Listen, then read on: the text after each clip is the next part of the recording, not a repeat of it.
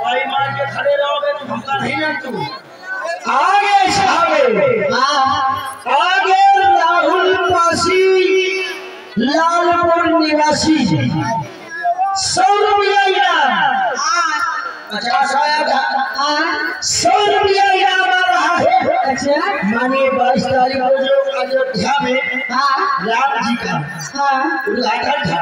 अच्छा मानिए उसी के उपलक्ष्य में राम भगवान का कोई भक्ति गाना मालूम हो तो गाना पूरा सुनाइए, रुपया की कमी नहीं है, गाना अवश्य होना चाहिए।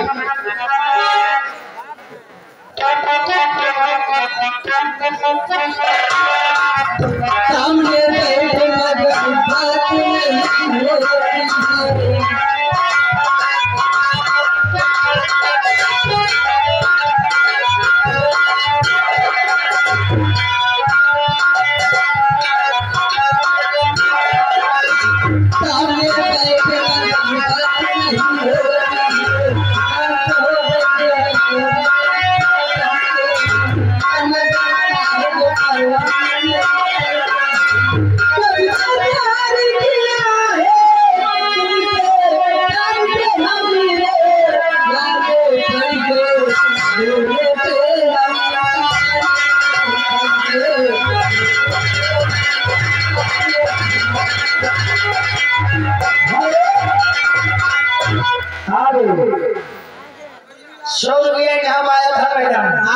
राम भगवान का कोई गाना सुनाइए, बहुत परेशान है,